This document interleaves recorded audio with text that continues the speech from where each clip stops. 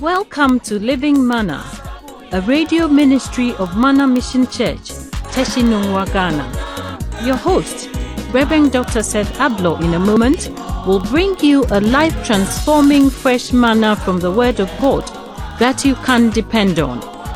The scripture says, "Man shall not live by bread alone, but by every word that proceeds out of the mouth of God.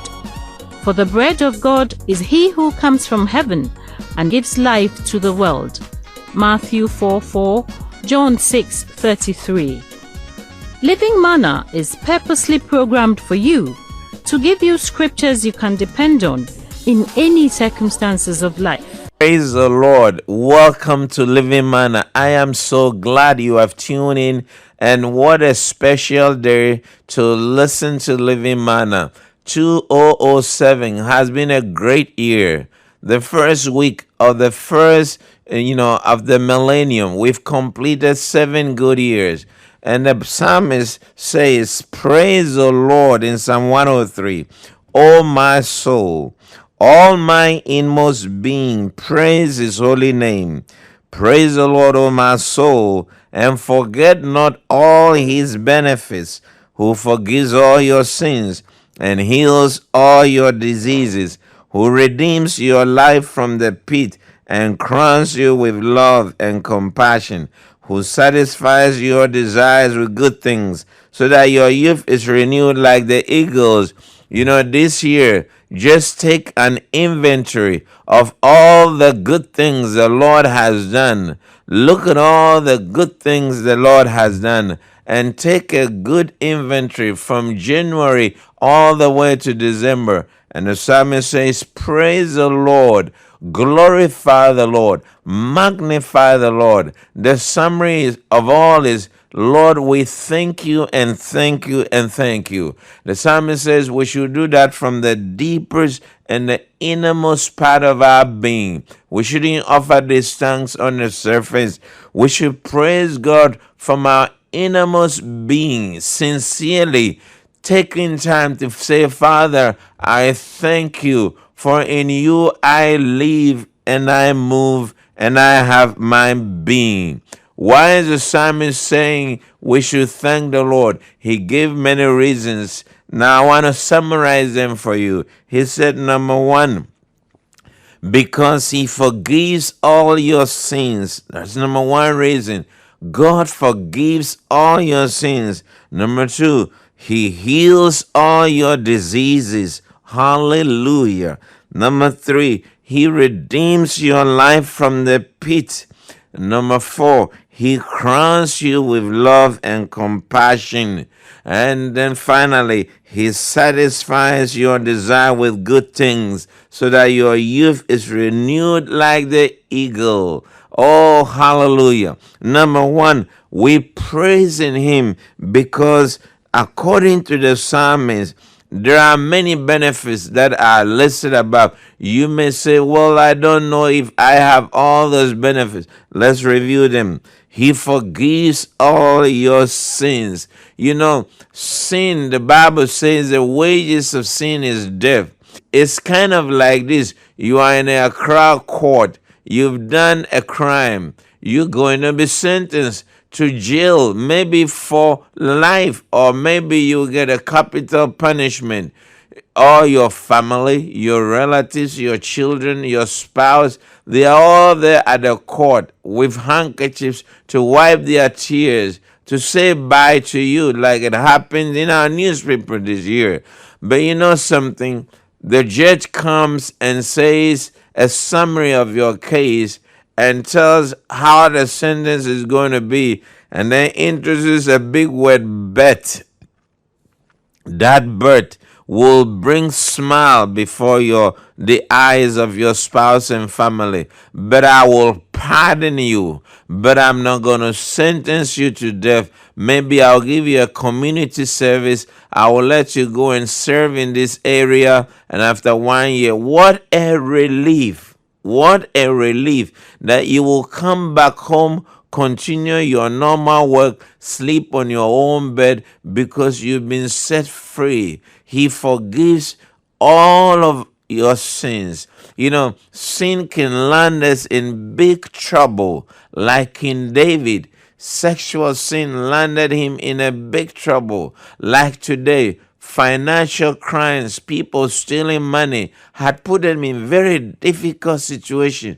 It is unpleasant. You feel very awkward. There is a time bit they may put you in jail. It brings big shame to those who love you and who admire you. But thank God, the Bible says he forgives all your sins and takes them all away. Like the woman by the pool in Samaria, in Sychar. This woman was living with different men on the fifth husband, and she was the talk of the town, something very secretive. But when she met Jesus, Jesus spoke to her about the sin that she was living with a man, not her own husband. She repented of her sins, and then she went back to town with new joy, with radiant face, to tell all the town, come and see a man who changed my life.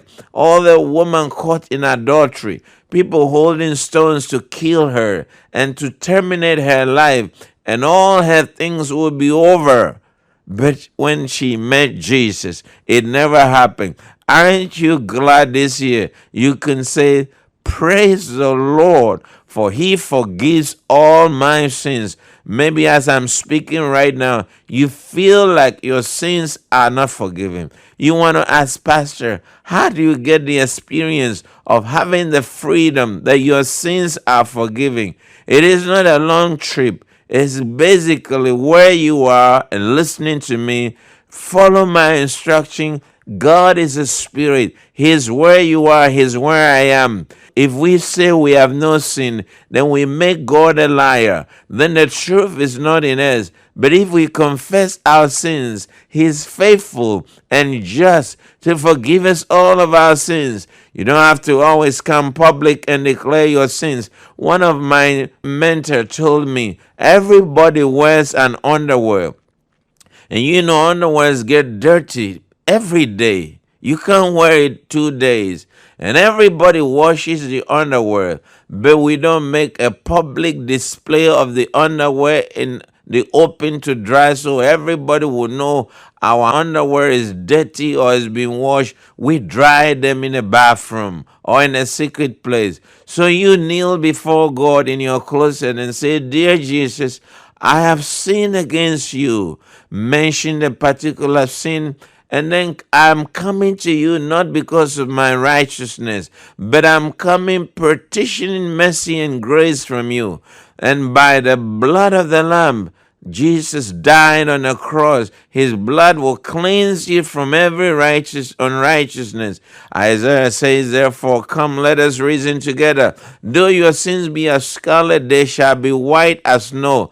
My friend, you will have total freedom. A weight will be lifted up of your shoulders. You will feel a great relief just to tell your mother that you did this and you have confessed. Young girl, you will have a great relief. You will feel free, as if a whole ton of load had been taken from you.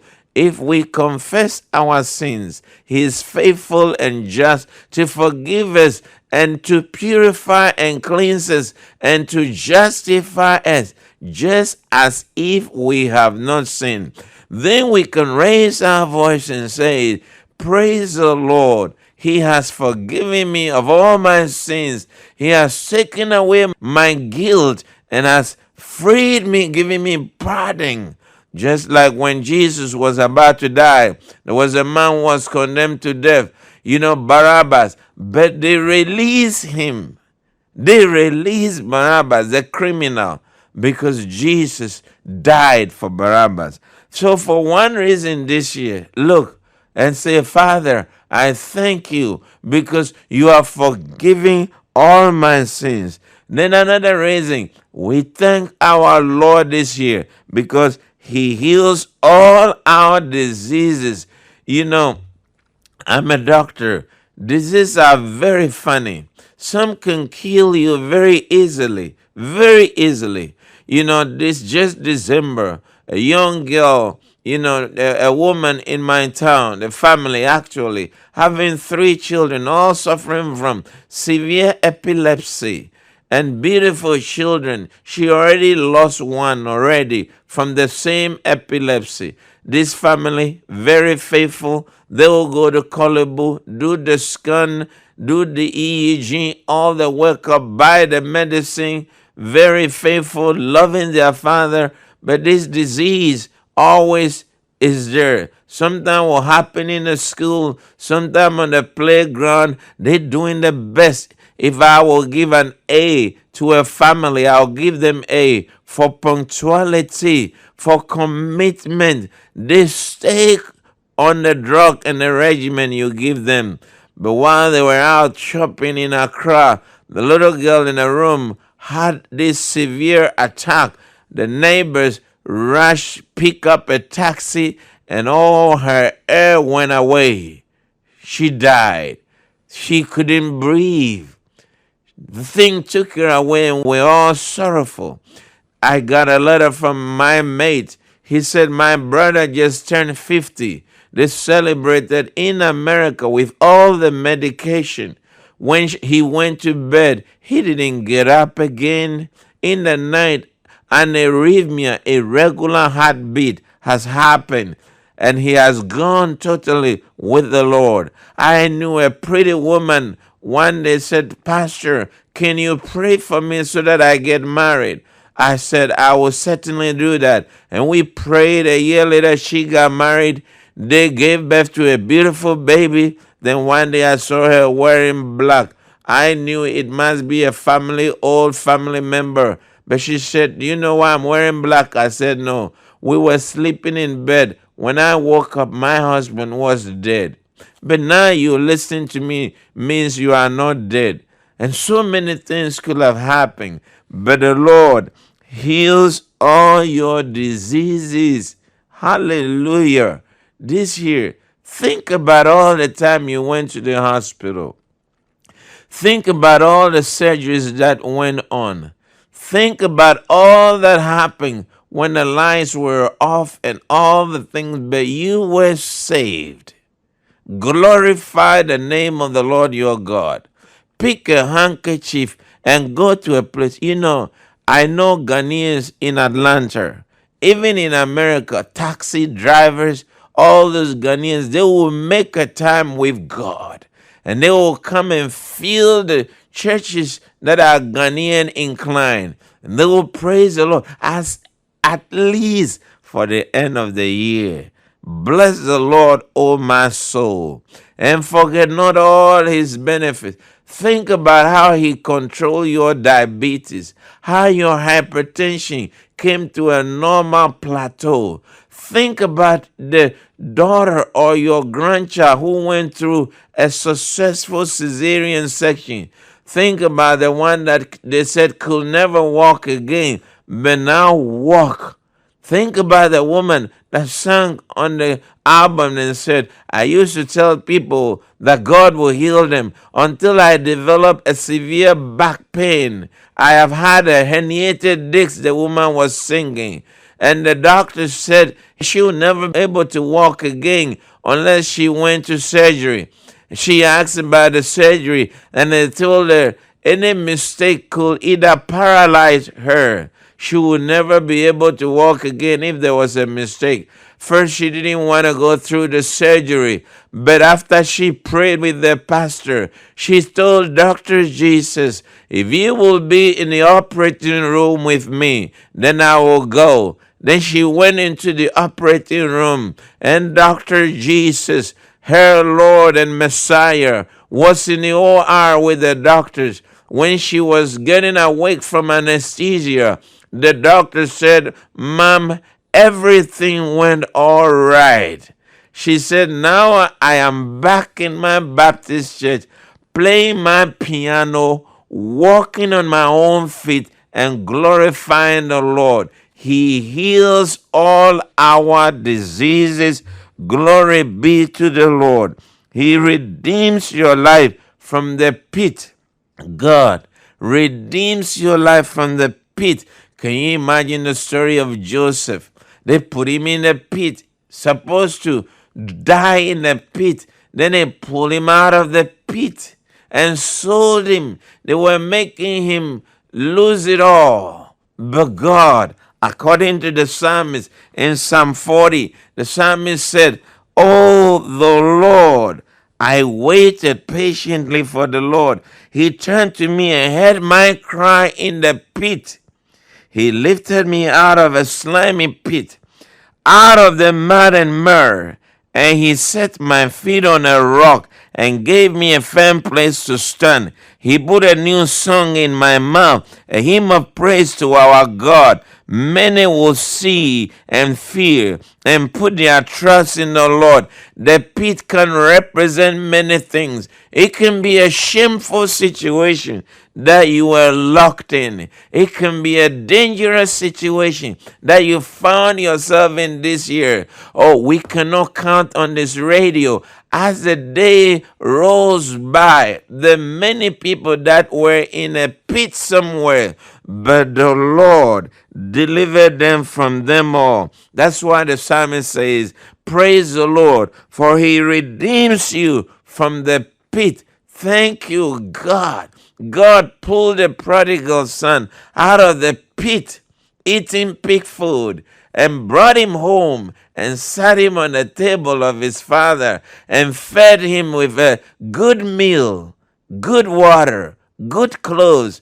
Thank God he pulled you out of alcoholism. He pulled you out of lesbianism and sexual sin. He took the cigarette. A man came to my office and said, "I used to smoke like a chimney. I smoke and I smoke, and I tried all the means to stop smoking, but I couldn't smoke. Pastor, they told me if I could drink very offensive liquid, soak beans smelling like anything you can imagine, I will quit smoking. I drank them all. My stomach got upset, but I was still smoking. And one day I went to the full gospel meeting. A simple businessman said a simple prayer, and from that day, I couldn't smoke anymore. He pulled me out of a slimy pit. Some famous good people couldn't stop alcohol, always drinking. But the Lord pulled them out. Now they smell good smell. Hallelujah. Praise the Lord. He pulls you out of the pit and crowns you with love and compassion. I like that. He crowns you. He washes you with love and compassion. That is my Jesus. Just like I told you about the prodigal son. When he was coming home, they had a different robe for him, a different plate, a different food, music. They crowned him with love, amazing embrace, and compassion, something he did not deserve. The Lord showered it on him. Praise the Lord our God, who satisfies your desires with good things, your desire. What do you want most? What your heart desire, God will give you the desires of your heart. Simon says, "As the deer pants for water, so my soul pants for you," desiring you to do something. God says, "I will give you the desire of your heart. I will give you good things so that your youth is renewed like the eagles." You know, some people, they are young at 50, but disease have made them very old. Maybe severe arthritis, maybe severe heart problem. They cannot even enjoy the environment. But the Lord has given you strength. The Lord has renewed your youth like that of the eagle. You playing golf, you going to the soccer field, you having party with your grandchildren, you traveling overseas to see your child graduate, you going to the wedding dressed nice because your daughter or son is getting married. The Lord has done all this for you. As a nation, it's been a long year. Sometimes severe drought our water level going low, electricity being shut, things couldn't work, air hot, hospitals couldn't match up with generator need and buying fuel. And we were all praying, oh God, save the Akosombo. God heard our prayers and answered. People stood there where the real diamonds and lifted their hands to God and called upon the God that brings rain. And God brought a lot of rain. It's all happened this year. Oh, we prayed too much. The rain came in abundance and flooded a lot of peoples, and guinea fowls and animals and even snakes were swimming in the water. And we thank our Lord that He answered that prayer. And now everywhere the electricity is flowing again and people are having fun. This year, God gave us the year of Jubilee, that for 50 years we celebrated the goodness of our God in Ghana. People from all over traveled to Ghana. I remember coming from Dar es Salaam and through Nairobi and saw a group of Ghanaians so happy they're coming home. Some were coming all the way from Seychelles Island, and they were just craving to eat Ghana food. And they all had a little flag. Oh, how we celebrated the Jubilee year. How people bless us with happy birthday Ghana. Not with 1,000, but millions of dollars. How people dance in the streets of Accra. How people dress in beautiful kente clothes. How people give speeches. The whole world. We had phone calls from everywhere. We are watching your nation. How we made Africa so proud. It happened all this year. Glory be to God. This year, as a nation, for the first time, we went to the World Cup. You heard me correct. You know, I love football. I love football. I dream football. I play football. And all the time we were hoping we will go to this World Cup because we know we play better than anybody in Africa. And all that had eluded us when we had the players, but we didn't have a team. Then we had a coach that took us through the qualification, and Ghana, my own country, showed up at the World Cup. You could see the joy in Accra when we beat Czechoslovakia. The young boys in my office said, Doctor, we have checked the checks and we have beat the Bushes. What they mean is they've beat Czechoslovakia and they've beaten USA. That is George Bush. How Accra turned all upside down.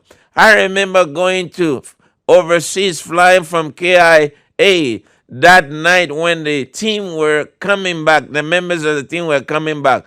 My friend, we had to release the taxi all the way from Aviation Center. You couldn't go through. Some people got out of the taxi, carried their luggage. The enthusiasm, the joy, the happiness, the singing, the merrymaking, the carrying of the players. We went crazy. Glory be to God. Then coming to the end of the year, when people were running for election and close to Christmas, many people got their flag bearers. Many were happy. Unity in the parties was established. Glory be to God. What a year for Ghana to rejoice. And if there is any reason, anything we should do, we should go to church and say, God, we thank you. We thank you, thank you, thank you. We thank you for when the year was getting to an end, our president had an accident. His car rolled over. We were going to mourn in our Jubilee year, but God heard our prayers, delivered him. He came out unscratched, joyful and happy. Father, we thank you. We praise your name.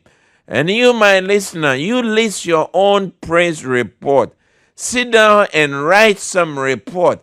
And this end of the year, go into the house of the Lord with your white kente or some white top, with a white handkerchief.